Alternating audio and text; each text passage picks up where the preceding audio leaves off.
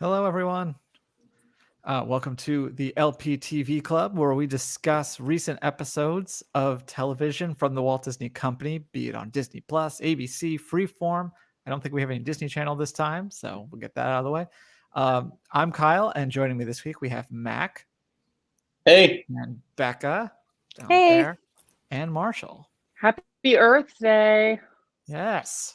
Great segue, Marshall, because let me go through the list of things that we're talking about. First, we are talking about Big Shot, Mighty Ducks Game Changers, The Falcon and the Winter Soldier, Secrets of the Whales, Cruel Summer, and The Connors. So, appropriately enough, let's go into Secrets of the Whales from National Geographic. Becca, can you fill us in on it?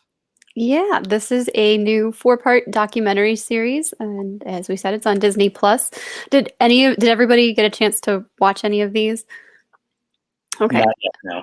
I had it on in the background this morning, so I'm not as I haven't paid as much attention to this as I probably should have. But Alex has a great review up on our site.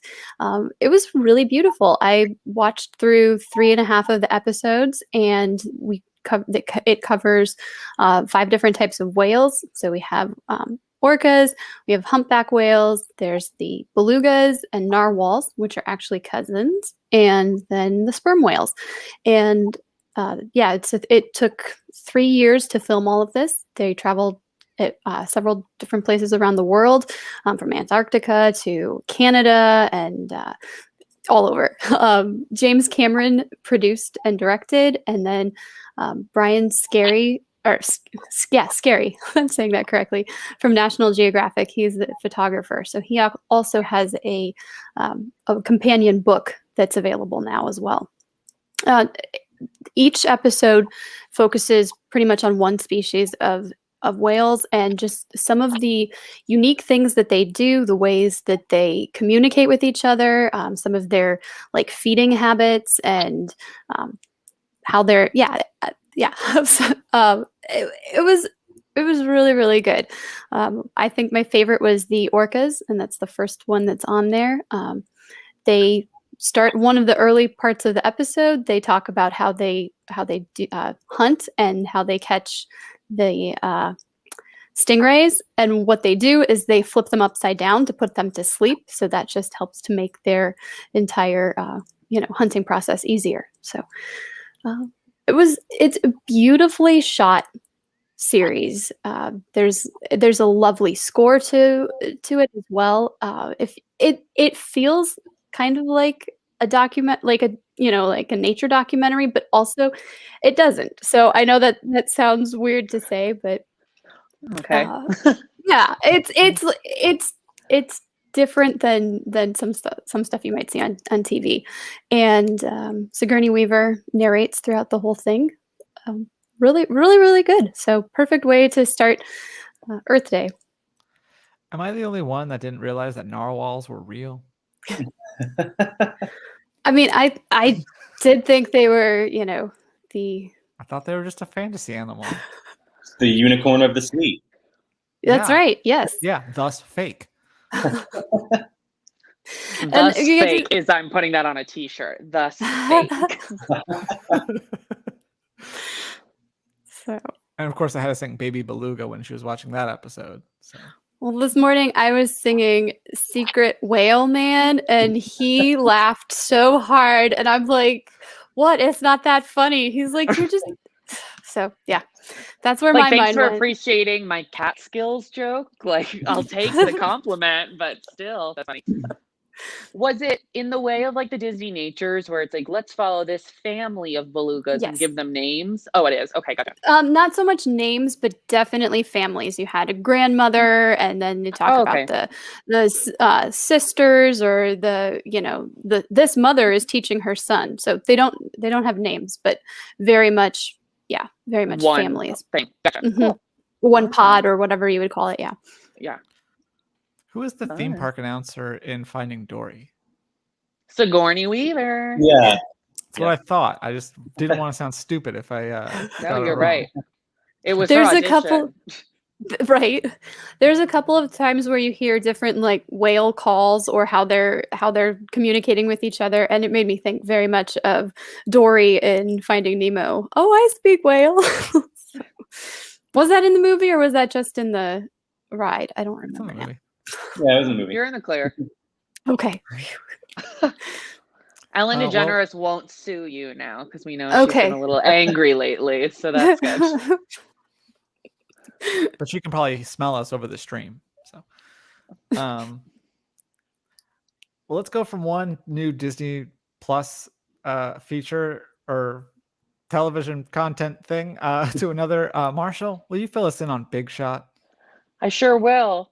Warning in advance. Big Shot and Mighty Ducks are the same show. So, Big Shot is a disgruntled college basketball coach played by Greek yogurt connoisseur John Stamos. And he throws a chair at some people and then is, kicked out of the league. So then he has to get any job he can, which is coaching a girls basketball team at a private school in La Jolla. Oh, the horror. So he goes there, and in typical sports show dumb, he's disgruntled, and the girls aren't sure if they like him. And then through teamwork and realizing each other's emotions, they lose their first game, but there's a glimmer of hope, and we'll see next week what happens. Y'all, I couldn't do it. It was real painful. I'm not gonna lie. I love Yvette Nicole Brown, and I want her to succeed, but So, what is her role on the show? she is the principal who she wasn't given, mind you. I know that some people who reviewed it for the site. Was it Alex or was it Probably Alex. Probably Alex, maybe Benji, but probably Alex. right? When in doubt, just say Alex reviewed it. That seems to be the overarching theme. I don't know. I know that they were given 3 episodes, like most of the critics, and the reviews, which shocked me, were pretty good as a whole. I think it's fresh on Rotten Tomatoes, in the 80s or 90%. Like everyone says, it's a really good sports dramedy that you know what to expect, but it's still comforting or whatever. So because I only had the first episode to watch, maybe Yvette Nicole Brown gets more to do, but she was very much played the straight man. And for someone who I cherish their comedic abilities, it was a little disheartening to see her just be, don't do that, I'm the principal. Moving on, next scene. I was going to say, I was disappointed in her role in that first episode, too. They never let her be funny. And she is really the best part of anything she's ever in. Like even the Disney Plus announcement thing at the expo, I was like, there we go. Give that Nicole Brown. Future Disney legend if I have anything to do with it. But it was just kind of a whimper of a first episode. And again, based on the reviews, I'm still going to stick around because I think that's been my use of critical and criticism for television, especially of late, of if I don't like the first episode and the critics still enjoy it, let me give it until how many episodes they were given to view. So I'm going to stick around for a little bit, and I hope, because I truly like everyone involved. I like John Stamos. I like his love of Greek yogurt. I like Yvette. The Not girls are pretty Disneyland, but yeah, but Oikos, that's where it's at. That's where the money's at. Also, I had a problem with it. Again, this is not Marshall Rags on TV Show Club. However, I don't know if you all watched it or what your experience was but it was very painful watching how the teen spoke. It was very much adult writing for teens who doesn't know how teens speak. And the whole time I just cringed because I was like, this is not how they would speak. But again, give it some episodes to hopefully get better. well, I know pilots are kind of hard, and that's why I wonder if in the future we'll see them do more like what we saw with WandaVision, where they released 2 at once. I think that's probably a smarter play, just because, if the first one doesn't grab you, maybe you don't come back. But if you can watch 2 at a time and you have like a little bit of a binge, then maybe you get into it more. So it'll be interesting to see if they adjust their model a little bit in the future. Yeah, and then I don't know how much other streaming services all are intaking, but I know for HBO Max, they've been doing chunks. So they'll do, the first 3 episodes, the next week is the next 3, and then they'll end with 2 or what have you. And I think for something like Big Shot, just based on the first, I would have actually preferred some chunks so that I could, Sure. they're only 45-minute episodes too, so it's a little more digestible than the most recent Falcon and the Winter Soldier, where it's like a full hour and it feels like it takes up all your time, etc. But yeah, I like the idea of giving us a little bit more to start, even if it's just to start. I think that would be so helpful for something like this too, where we don't have the benefit of knowing these characters. Yeah. Well, I wanted to talk about the Connors this week because it's the last episode for a few weeks. They're coming back in May. And it actually ended up being a pretty emotional episode. So I'm going to go ahead and start with the B story, and then we'll go to the A one. The B story is that Mark, Darlene's kid, is cramming because he wants to get into this magnet school, and he doesn't have the advantage that some of the other kids do with being able to afford a tutor and things like that. And his school the previous year just kind of ended. And so he didn't get a lot of the education he was supposed to get for the year because of the pandemic. So he's stressing out about that. And while he's taking the test over Zoom, Darlene has the decision to come in with like cards, and it has the quadratic equation on it. But Mark is wearing giant blue light glasses. And so the teacher sees the reflection and disqualifies him. But of course, Darlene goes and yells at him, and then eventually he comes around, changes his mind, and gives Mark a second shot. So that'll be okay. He also saw the timestamp. Yes. Even though Mark says he guessed, he didn't actually know the quadratic equation. He just guessed, but happened to get it right. So he saved his own butt, probably with no help of his mother, who probably made things worse. But that's how it goes. But the main storyline of this one was about Becky back in rehab. At the beginning of the episode, we see her with her roommate, and they're kind of arguing about religion and how she's not taking this program seriously. So because of that, the counselor asks the rest of the family to come down and talk to Becky. And this quickly leads to a pretty rough fight between Dan and Becky about Becky's now ex-husband, because he passed away, also named Mark, not to be confused with Darlene's kid. And basically just saying that Mark ruined Becky's life, and he's never been able to forgive him for that, and just kind of wishing that Becky saw that, because she kind of mentions that one of the causes for her alcoholism is when he died. That's really when she upped her drinking. And so they have a big fight about it, and eventually she realizes that it's okay to be mad at him, even though she still she still loves him to some degree, but can see that he made mistakes and stuff, and kind of has like a real reckoning. What I'll say is, when I reviewed the 10th season of Roseanne, my biggest problem with it was that I didn't think that the acting was up to par. It felt very stilted and awkward.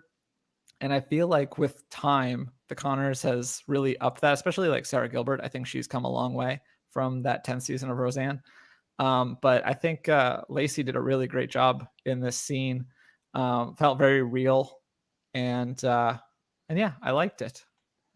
So it wasn't the funniest episode, but I thought it was good. And although, again, that whole pandemic thing we were talking about last week, where there's a scene where Darlene is standing in a school by herself with a mask on, and then as soon as the guy comes up and she needs to talk to him, then she takes off the mask. Doesn't make any sense. But other than that, pretty good episode. There's 2 more left in the season, and they'll be back in May.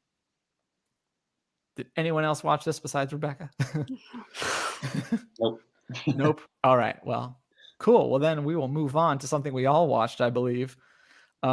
Mac, let's talk Falcon and the Winter Soldier, because we just don't do that enough. Oh, I didn't watch it. Oh. No, yeah. Like Party you said, har. we've been talking about it quite a bit over the last week or so. Yeah, this was another really good episode that set up what should be a really exciting finale. I mean, picked up right where it left off with after John Walker, may or may not have beheaded a flag smasher in public. So we got that big Civil War-esque superhero fight we were looking for between Sam and Bucky and John, and results in Sam getting away with the shield and John going into a hearing and getting stripped of the title of Captain America. We discussed quite a bit. I mean, Kyle, me and you on Zacks of Life, and then Becca on Marvel Monday. Just this, everything going into this character right now, John Walker, and like how everybody pretty much universally hates him right now, but there's so much depth to this character, and there's so much you can relate to, and just nothing seems to be going right for him, and you can just really feel for him. And I really like the way that they've taken this character and run with him. So I think they're doing a really, really great job there. If there's one complaint about this episode, I guess it's the montages. You don't typically go to Marvel for a boat fixing montage, I suppose. But you don't know me. You don't know what I enjoy by a Marvel movie. Hold on. It was. I like my Marvel crossover with Deadliest Catch. That's what I go for. Yes. That's what the new Pirates reboot is going to be. It's just going to be one long boat montage with the cast of past Marvel films.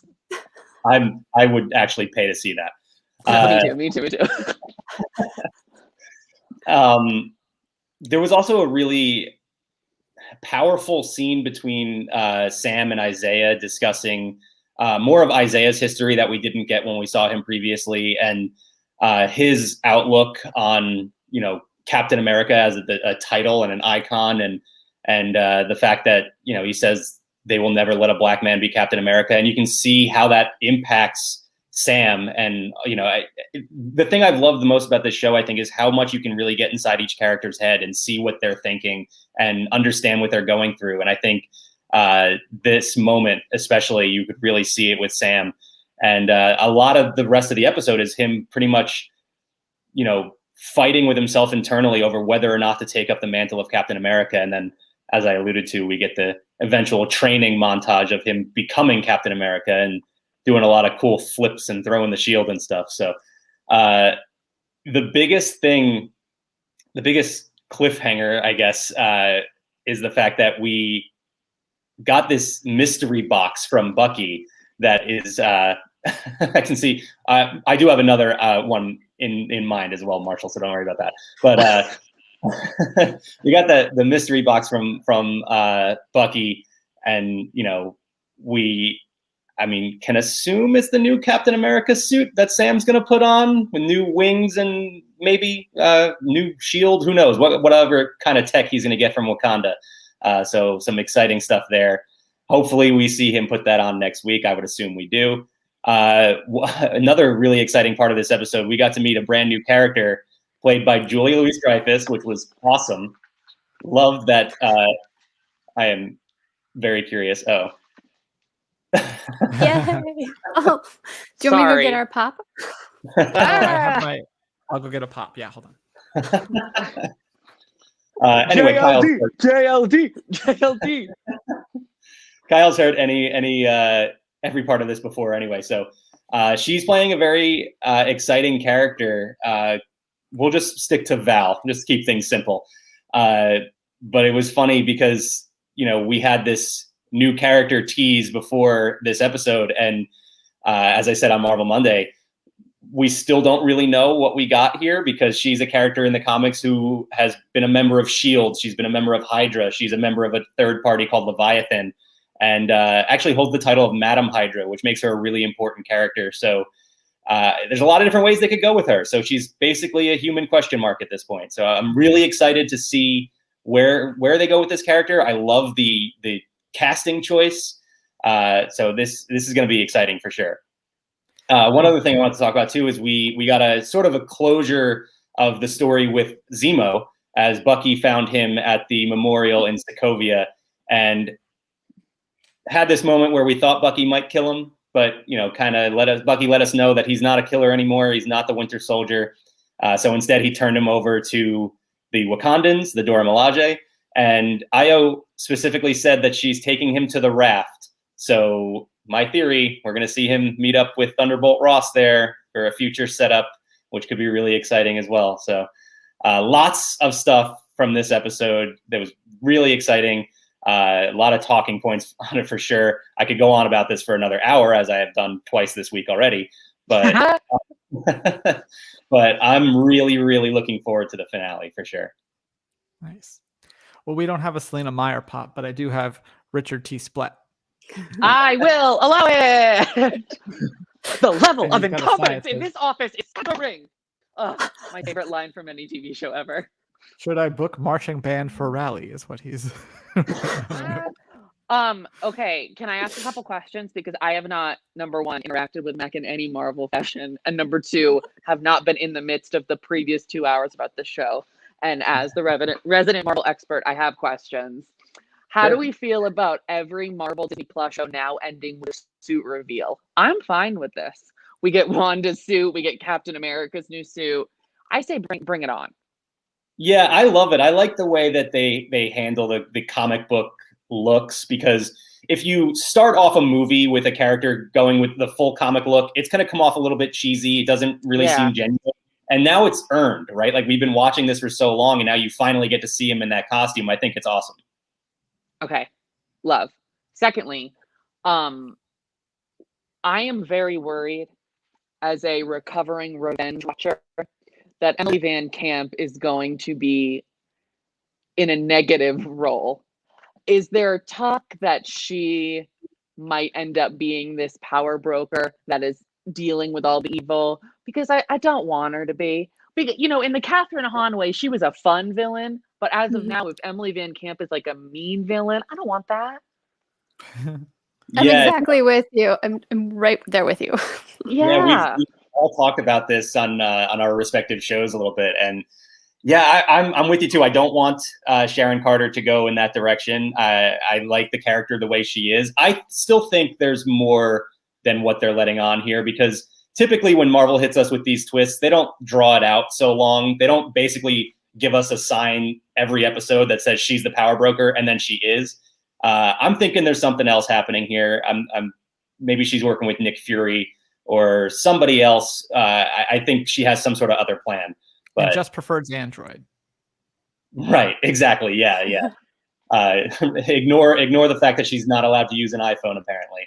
But I mean, there could be some shady things going on, but for sure. But hopefully not the power broker. Yeah, this past episode, which was very good for a multitude of reasons. The gasp that I let out when Julia Louis-Dreyfus came on screen, birds flew out of trees nearby. Like, that's how loud it was. Like, the building shook. But I was also worried just with that brief Emily Van Camp of it all, that I was like, oh no, I don't want this to go in the direction that I feel like it's going. So I'm happy that, number one, I'm not the only one, and that you believe it's a little more nuanced. Okay. I'm calm now. I'm calm. I'm just going to have some more fake tea from my Veep mug, and I'll be fine. Thank you.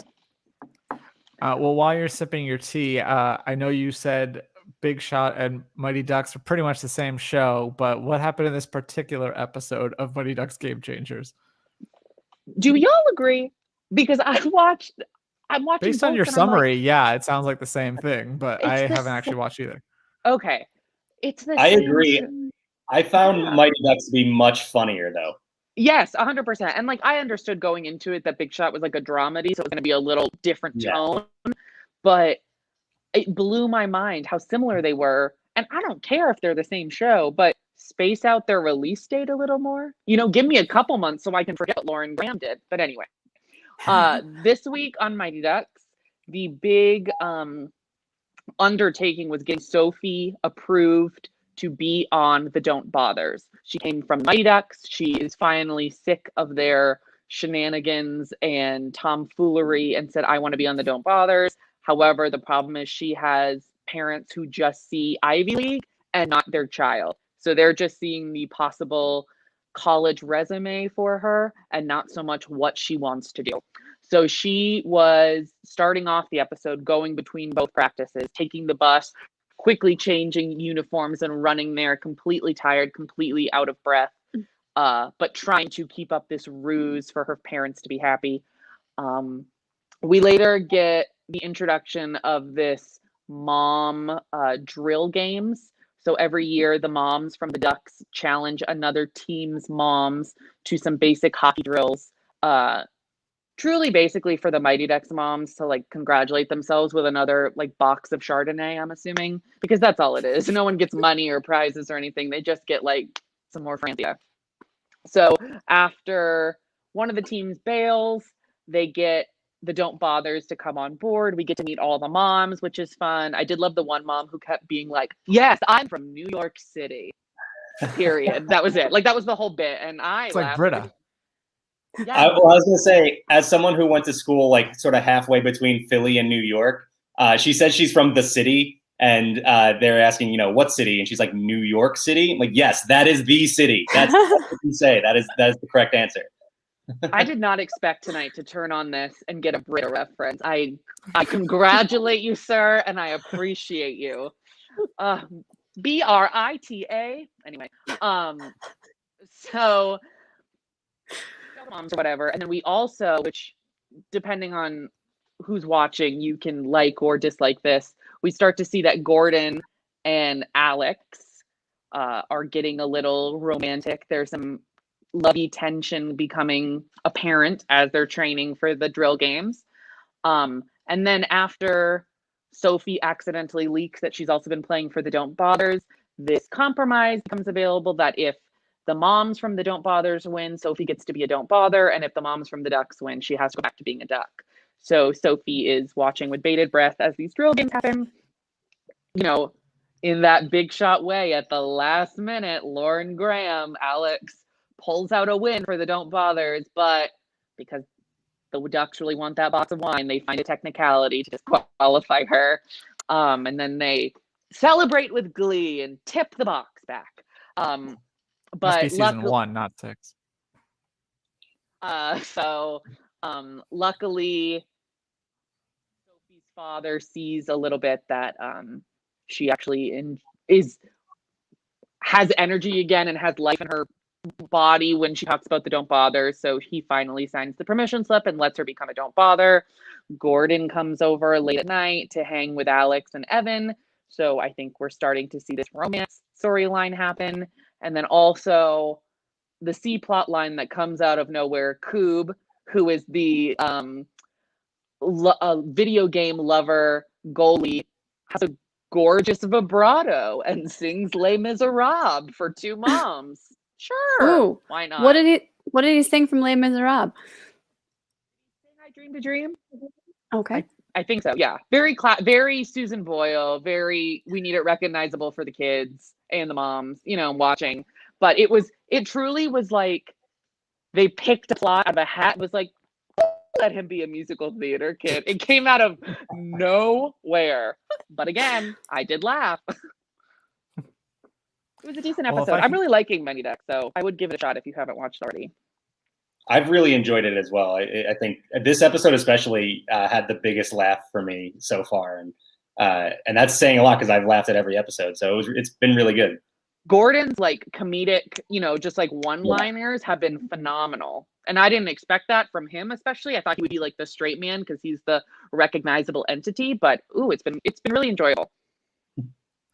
Well, if I can get a little inside baseball, or I guess inside hockey for a moment, I was annoyed that when I was doing your recap, I'm like, wow, this Sophie character sounds like she's important. I should definitely use a photo of her for this episode.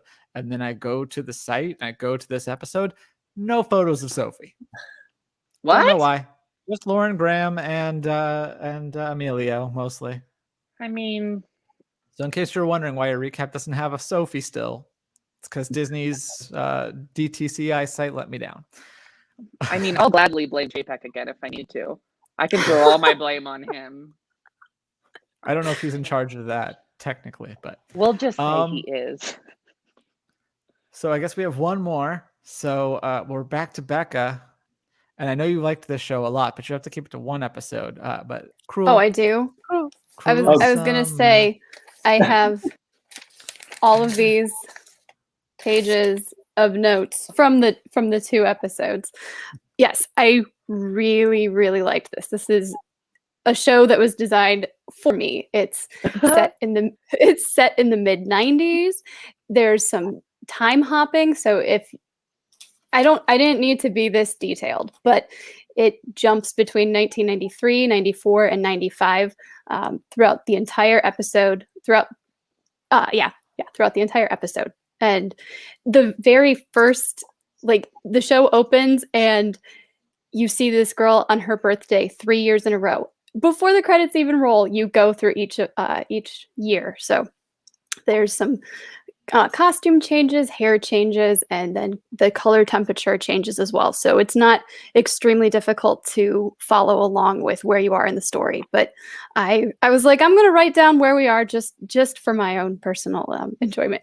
But it is so good. This girl, Jeanette Turner, she's this sweet, nerdy girl, and it's her birthday. She's turning 15 and she's hanging out with two of her best friends. They go to the mall and she sees this other girl, Kate, played by Olivia Holt. And Kate is she's in a higher social class, if you will. Her family's a little bit wealthier. They're in a small town, Texas. But you can tell that she seems to kind of Jeanette kind of admires Kate and what Kate has. She has this great boyfriend and just good friend status, and she's loved by everybody. So, I don't want to give away too much. It was all so good.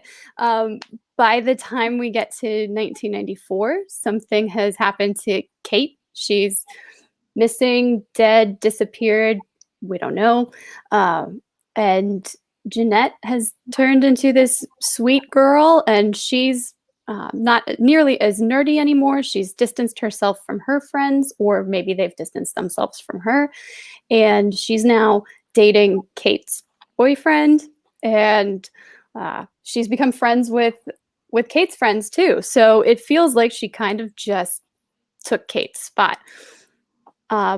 Turns out Kate's alive. She comes back, and that's kind of how the episode ends. Kate says that Jeanette saw where she was while she was missing, and she thought that Jeanette was going to help her, and she didn't. So she has some very nasty things to say about Jeanette. And by the end of the episode, you find out that there's going to be a trial, and everybody in the nation hates Jeanette. So I know I'm not explaining this very, very well, but it's very intriguing, very well done, excellent acting, especially by Chiara Aurelia, who plays Jeanette. She has to do 3 very different versions of this character, and I don't know. It's fantastic. I think this is probably one of the best things that Freeform has produced. I've not watched a lot of their stuff, but just so good. I was gonna say the excitement online and from you, and again, like the Rotten Tomatoes score has been so good, which is a little surprising for Freeform stuff. So right? So I've been like, I think I'm gonna start tonight. I think that's the move. And Yeah. also, we as a culture need to support Olivia Holt's music career, because it really wasn't given the full credit it deserves. Generous is a bop. Her song for the Disney nature movie Bears. Celebrate Earth Day. Stream her song from Bears. It's really great. There you go. Yes, Olivia Holt she's really good in this too. The second episode comes from her perspective, and so it's been teased that each episode you're going to have the other's viewpoint. So it seems like they're both telling the truth of what happens to them, and it also seems like they're both lying. So you have to figure out whose side are you on. I mean, have we seen Sarah Drew yet, or April Kepner? Okay. Yes, she's in the first episode and the second one as well.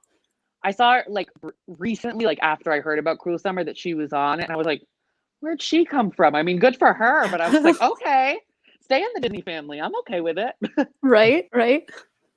Yes, you boys look a little lost up there. She was in Grey's Anatomy. Yes, yes. April Kepner. One of its like 20 seasons. Yeah. She famously was fired the beginning for killing a patient accidentally by not checking his throat, and then like immediately came back, was on the show for like 9 years. So Right. Well, I thought it was fun that I got to see Becca learn that Harley Quinn Smith is Kevin Smith's daughter. So I actually learned that last night too. there you go. I was looking at her IMDb page and I'm like, oh, she's in a picture with Kevin Smith. Okay, that's sure. And then I was like, she's in a lot of pictures. I was like, she's really little. Oh, okay. Whereas for me, it was like, oh, I didn't know Harley Quinn Smith was doing other things besides her dad's movies. So, because I've known about her since she was that little girl. She's really great in this. Anyone to name their kid Harley Quinn would be Kevin Smith. Like, that's the most on-brand thing he's ever done. And he wears hockey jerseys every day. You know what I mean? Like, that's just, that fits the mold. Right. Yeah. Well, before we sign off, let's go around and see if anyone has any recommendations for shows or other watches for the next week. Mac, I'll start with you since you're to that direction. Yeah, actually, we just started watching. Well, I mean, we're 2/3 of the way through it now, but we just watched Sasquatch, the new documentary on Hulu that we are really, really enjoying. So I'm looking forward to finishing that tonight. Nice. We're set to watch that for with our friends in the next few weeks, so we will eventually see it and we can discuss it. Becca, what about you? Cruel Summer. What Who was was that on? Well, it aired on Tuesday. So yeah, it's Tuesdays and it was at 9:00 this week. It's either going to be 9 or 10 next week. But yeah. Cool. Marshall, do you have anything? Briefly, if you like Cruel Summer, give Mayor of Easttown on HBO a chance if you haven't yet. Yes, we watched that. We watched the first episode this week. So Okay, great. Because I was like, once I watched that and then I saw your Cruel Summer stuff, I was like, okay, I need to do both at the same time. Like, that will crave something that I've been needing. However, in the Disney realm, I'm really excited. Next week we get the ABC Sesame Street 50th anniversary documentary honoring special. And I love novelty specials like that, where it's like, let's celebrate this for no reason other than like an anniversary. But I love stuff. And like, how can you say no to Sesame Street? So I'm looking forward to that. And of course, the finale of Falcon and the Winter Soldier tomorrow. So that'll be exciting. And then Mac and I get a break for a little bit from Zacks of Life. So that'll also be nice. Coming up on Laughing Place on this channel tomorrow, we may or may not have a live stream from Dollywood. So go ahead and subscribe. Make sure you have notifications on. And then you might just get to take a virtual trip to Tennessee tomorrow. Perhaps. And then another programming note, next week on Thursday, we will not have a new LPTV club. Instead, in celebration of the NFL draft, we will have the return of Drafting Place, where me and Mac and 2 other people to be determined will draft something Disney related to be determined. we haven't put it all together yet. But yeah, it'll be fun. You can watch our last episode on here that we did several months ago now. But yes, it'll be a good time for sure. So check that out next Thursday instead of this program. But other than that, thank you all for watching, and we will see you soon-ish. Happy Earth Day. yeah, Yes. happy